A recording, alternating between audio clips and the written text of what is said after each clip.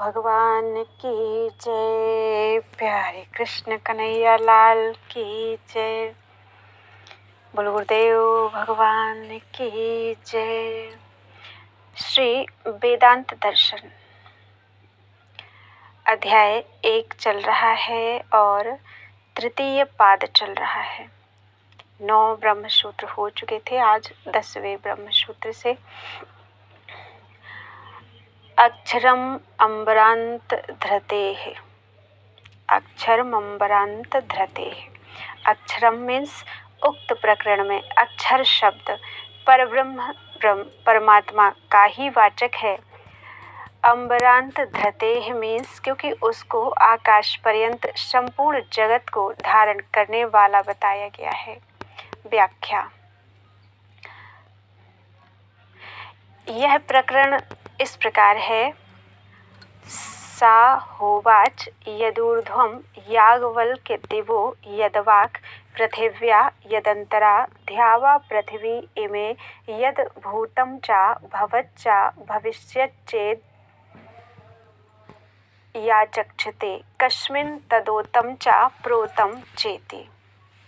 गार्गी ने याज्ञवल्क्य जी से पूछा, याज्ञवल्क्य, जो द्युलोक से भी ऊपर, पृथ्वी से भी नीचे और इन दोनों के बीच में भी है, तथा जो यह पृथ्वी और द्युलोक है, ये सब के सब एवं जिसको भूत, भविष्यत और वर्तमान कहते हैं, वह काल किसमें ओतप्रोत है। इसके उत्तर में याज्ञवल्क्य जी ने कहा था, गार्गी, यह सब आकाश में ओतप्रोत है। इस पर गार्गी जी ने पूछा, वह आकाश किसमें ओतप्रोत है। तब याज्ञवल्क्य जी ने कहा, उस तत्व को तो ब्रह्मवेत्ता लोग अक्षर कहते हैं। इस प्रकार वह अक्षर आकाश पर्यंत सबको धारण करने वाला बताया गया है। इसलिए यहाँ अक्षर नाम से उस परब्रह्म परमात्मा का ही वर्णन है, अन्य किसी का नहीं। संबंध। कारण अपने कार्य को धारण करता है, यह सभी मानते हैं। जिनके मत में प्रकृति ही जगत का कारण है, वे उसे ही आकाश पर्यंत सभी भूतों को धारण करने वाली मान सकते हैं। अतः उनके मत के अनुसार यहाँ अक्षर शब्द प्रकृति का ही वाचक हो सकता है। इस शंका का निवारण करने के लिए कहते हैं 11वां सूत्र, साचा प्रशासनात्। चा मीन्स और सा मीन्स वह आकाश पर्यंत सब भूतों को धारण करना रूप क्रिया परमेश्वर की ही है। प्रशासनात् मीन्स क्योंकि उस अक्षर को सब पर भली भांति शासन करने वाला कहा है। व्याख्या। इस प्रकरण में आगे चलकर कहा है कि इसी अक्षर के प्रशासन में द्युलोक, पृथ्वी, निमेष, मुहूर्त, दिन रात आदि नामों से कहा जाने वाला काल, ये सब विशेष रूप से धारण किए हुए स्थित हैं। इसी के प्रशासन में पूर्व और पश्चिम की ओर बहने वाली सब नदियां अपने अपने निर्गम स्थान पर्वतों से निकलकर बहती हैं इत्यादि। बृहदारण्यक उपनिषद में इस प्रकार उस अक्षर को सब पर भली भांति शासन करते हुए आकाश पर्यंत सबको धारण करने वाला बताया है। यह कार्य जड़ प्रकृति का नहीं हो सकता, अतः वह सबको धारण करने वाला अक्षर तत्व ब्रह्म ही है, अन्य कोई नहीं। संबंध। इसके सिवा 12वां सूत्र, अन्य भाव व्यावृत्तेश्च। अन्य भाव व्यावृत्तेः मीन्स यहाँ अक्षर में अन्य प्रधान आदि के लक्षणों का निराकरण किया गया है, इसलिए चा मीन्स भी अक्षर शब्द ब्रह्म का ही वाचक है। व्याख्या। उक्त प्रसंग में आगे चलकर कहा गया है, वह अक्षर देखने में ना आने वाला किंतु स्वयं सबको देखने वाला है, सुनने में ना आने वाला किंतु स्वयं सुनने वाला है, मनन करने में ना आने वाला किंतु स्वयं मनन करने वाला है, जानने में ना आने वाला किंतु स्वयं सबको भली भांति जानने वाला है इत्यादि। बृहदारण्यक उपनिषद में इस प्रकार यहाँ उस अक्षर में देखने, सुनने और जानने में आने वाले प्रधान आदि के धर्मों का निराकरण किया गया है। इसलिए भी अक्षर शब्द विनाशशील जड़ प्रकृति का वाचक नहीं हो सकता। अतः यही सिद्ध होता है कि यहाँ अक्षर नाम से परब्रह्म का ही प्रतिपादन किया गया है। संबंध उपर्युक्त प्रकरण में अक्षर शब्द को परब्रह्म का वाचक सिद्ध किया गया, किंतु प्रश्नोपनिषद में ओमकार अक्षर को परब्रह्म और अपर ब्रह्म दोनों का प्रतीक बताया गया है। अतः वहाँ अक्षर को अपर ब्रह्म भी माना जा सकता है। इस शंका की निवृत्ति के लिए अगला प्रकरण आरंभ किया जाता है। 13वां ब्रह्मसूत्र है, ईक्षति कर्म व्यपदेशात सह। ईक्षति कर्म व्यपदेशात मीन्स यहाँ परम पुरुष को ईक्षते क्रिया का कर्म बताए जाने के कारण सह मीन्स वह परब्रह्म परमेश्वर ही त्रिमात्रा संपन्न ओम इस अक्षर के द्वारा चिंतन करने योग्य बताया गया है। व्याख्या इस सूत्र में जिस मंत्र पर विचार चल रहा है वह इस प्रकार है, यह पुनरेतम त्रिमात्रेणोम इत्येते नैवाक्षरेण परम पुरुषम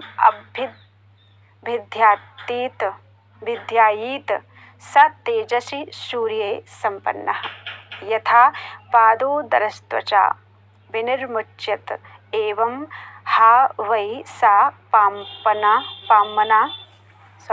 पाप्मना विनिर्मुक्ता सा सामिभिरुन्नीयते ब्रह्मलोकं स एतस्मात् जीवघनात् परात् परं पुरुषयं पुरुषमीक्षते। अर्थात जो 3 मात्राओं वाले ओम रूप इस अक्षर के द्वारा ही इस परम पुरुष का निरंतर ध्यान करता है वह तेजोमय सूर्य लोक में जाता है, तथा जिस प्रकार सर्प केचुली से अलग हो जाता है ठीक उसी तरह वह पापों से सर्वथा मुक्त हो जाता है। इसके बाद वह सामवेद की श्रुतियों द्वारा ऊपर ब्रह्मलोक में ले जाया जाता है। वह इस जीव समुदाय रूप परतत्व से अत्यंत श्रेष्ठ अंतर्यामी परम पुरुष पुरुषोत्तम को साक्षात कर लेता है। इस मंत्र में जिसको तीनों मात्राओं से संपन्न ओंकार के द्वारा ध्येय बतलाया गया है वह पूर्ण ब्रह्म परमात्मा ही है, अपर ब्रह्म नहीं, क्योंकि उस ध्येय को जीव समुदाय के नाम से वर्णित हिरण्यगर्भ रूप अपर ब्रह्म से अत्यंत श्रेष्ठ बताकर ईक्षते क्रिया का कर्म बताया गया है। संबंध उपर्युक्त प्रकरण में मनुष्य शरीर रूप पूर्व में शयन करने वाले पुरुष को परब्रह्म परमात्मा सिद्ध किया गया, किंतु छांदोग्य उपनिषद में ब्रह्म पुरांतर्गत दहर सूक्ष्म अर्थात आकाश का वर्णन करके उसमें स्थित वस्तु को जानने के लिए कहा है। वह एक देशीय वर्णन होने के कारण जीव परक हो सकता है, इसलिए यह जिज्ञासा होती है कि उक्त प्रकरण में दहर नाम से कहा हुआ तत्व क्या है। इस पर कहते हैं 14वां ब्रह्मसूत्र, दहर उत्तरेभ्यः। दहरः मीन्स उक्त प्रकरण में दहर शब्द से जिस ज्ञेय तत्व का वर्णन किया गया है वह ब्रह्म ही है। उत्तरेभ्यः मीन्स क्योंकि उसके पश्चात आए हुए वचनों से यही सिद्ध होता है। व्याख्या छांदोग्य में कहा गया है कि अथ यदिदम् अस्मिन् ब्रह्मपुरे दहरं पुंडरीकं वेश्म दहरोऽस्मिन् नतराकाश तस्मिन् यदन्तस् तदन्वेष्टव्यम तदवाव विजिज्ञासितव्यम। अर्थात इस ब्रह्म के नगर रूप मनुष्य शरीर में कमल के आकार वाला एक घर अर्थात हृदय है, उसमें सूक्ष्म आकाश है, उसके भीतर जो वस्तु है उसको जानने की इच्छा करनी चाहिए। इस वर्णन में जिसे ज्ञातव्य बताया गया है वह दहर शब्द का लक्ष्य परमेश्वर परब्रह्म परमेश्वर ही है, क्योंकि आगे के वर्णन में इसी के भीतर समस्त ब्रह्मांड को निहित बताया है तथा उसके विषय में यह भी कहा है कि यह आत्मा सब पापों से रहित, जरा मरण वर्जित, शोक शून्य, भूख प्यास से रहित, सत्य काम तथा सत्य संकल्प है इत्यादि। तदनंतर आगे चलकर छांदोग्य उपनिषद में कहा है कि यही आत्मा अमृत, अभय और ब्रह्म है। इसी का नाम सत्य है। इससे यही सिद्ध होता है कि यहाँ दहर शब्द परब्रह्म का ही बोधक है। संबंध प्रकारांतर से इसी बात को सिद्ध करते हैं। 15वां ब्रह्म सूत्र, गति शब्दाभ्याम तथा दृष्टम लिंगम च। गति शब्दाभ्याम मीन्स ब्रह्म में गति का वर्णन और ब्रह्मवाचक शब्द होने से, तथा दृष्टम मीन्स एवं दूसरी श्रुतियों में ऐसा ही वर्णन देखा गया है। चा मीन्स और लिंगम मीन्स इस वर्णन में आए हुए लक्षण भी ब्रह्म के हैं, इसलिए यहाँ दहर नाम से ब्रह्म का ही वर्णन हुआ है। व्याख्या, इस प्रसंग में यह बात कही गई है कि इमाः सर्वाः प्रजा अहर गच्छन्त एत ब्रह्मलोकम न विदन्ते नृतेन अनृतेन ही प्रत्यूढ़ाः। छांदोग्य उपनिषद में अर्थात ये जीव समुदाय प्रतिदिन सुषुप्ति काल में इस ब्रह्मलोक को जाते हैं, परंतु असत्य से आवृत रहने के कारण उसे जानते नहीं। इस वाक्य में प्रतिदिन ब्रह्मलोक में जाने के लिए कहना तो गति का वर्णन है और उस दहर को ब्रह्मलोक कहना उसका वाचक शब्द है। इन दोनों कारणों से यह सिद्ध होता है कि यहाँ दहर शब्द ब्रह्म का ही बोधक है। इसके सिवा दूसरी जगह भी ऐसा ही वर्णन पाया जाता है। यथा सता सौम्य तदा संपन्नो भवति, अर्थात हे सौम्य, उस सुषुप्त अवस्था में जीव सत नाम से कहे जाने वाले परब्रह्म परमात्मा से संयुक्त होता है इत्यादि। तथा आगे बताए गए अमृत, अभय आदि लक्षण भी ब्रह्म में ही सुसंगत होते हैं। इन दोनों कारणों से भी यही स्थित है कि यहाँ दहर नाम से परब्रह्म परमात्मा का ही वर्णन है। संबंध, उपर्युक्त बात की सिद्धि के लिए दूसरा कारण बताते हैं। धृतेश्चा महिम्नोस्यास्मिन् उपलब्धे। 16वां ब्रह्म सूत्र है। धृतेह मीन्स इस दहर में समस्त लोगों को धारण करने की शक्ति बताई जाने के कारण, चा मीन्स भी, अर्थात यह परब्रह्म का ही वाचक है, क्योंकि अस्य मीन्स इसकी, महिम्नः मीन्स समस्त लोगों को धारण करने की सामर्थ्य रूप महिमा का, अस्मिन मीन्स इस परब्रह्म परमात्मा में होना, उपलब्धेह मीन्स अन्य श्रुतियों में भी पाया जाता है। इसलिए दहर नाम से ब्रह्म का वर्णन मानना सर्वथा उचित है। व्याख्या, छांदोग्य उपनिषद में कहा गया है कि अथ या आत्मा सा सेतुर्विधृति रेशाम लोकानाम, अर्थात यह जो आत्मा है वही इन सब लोगों को धारण करने वाला सेतु है। इस प्रकार यहाँ उस दहर शब्दवाच्य आत्मा में समस्त लोगों को धारण करने की शक्ति का वर्णन होने के कारण दहर यहाँ परमात्मा का ही वाचक है, क्योंकि दूसरी श्रुतियों में भी परमेश्वर में ऐसी महिमा होने का वर्णन इस प्रकार उपलब्ध होता है। एतस्य वा अक्षरस्य प्रशासने गार्गी सूर्या चंद्रमसौ विधृतौ तिष्ठतः। बृहदारण्यक उपनिषद में कहा है, अर्थात हे गार्गी, इस अक्षर परमात्मा के ही शासन में रहकर सूर्य और चंद्रमा भली भांति धारण किए हुए स्थित हैं इत्यादि। इसके सिवा यह भी कहा है कि एष सर्वेश्वर, एष भूताधिपतिरेव भूतपाल, एष सेतुर्विधरण, एषाम लोकानाम संभेदाय। बृहदारण्यक उपनिषद में कहा है, अर्थात यह सबका ईश्वर है, यह संपूर्ण प्राणियों का स्वामी है, यह सब भूतों का पालन पोषण करने वाला है तथा यह इन समस्त लोगों को विनाश से बचाने के लिए उनका धारण करने वाला सेतु है। परब्रह्म के अतिरिक्त अन्य कोई भी इन संपूर्ण लोगों को धारण करने में समर्थ नहीं हो सकता। इसलिए यहाँ दहर नाम से परब्रह्म परमेश्वर का ही वर्णन है। संबंध, अब दूसरा हेतु देकर उसी बात की पुष्टि करते हैं। प्रसिद्धेश्च 17वां ब्रह्मसूत्र। प्रसिद्धे मीन्स आकाश शब्द परमात्मा के अर्थ में प्रसिद्ध है, इस कारण चा मीन्स भी अर्थात दहर नाम परब्रह्म का ही है। व्याख्या। श्रुति में दहर आकाश नाम आया है। आकाश शब्द परमात्मा के अर्थ में प्रसिद्ध है। यथा को हेवान्यात् कह प्राण्याद् यदेव आकाश आनंदो न स्यात्।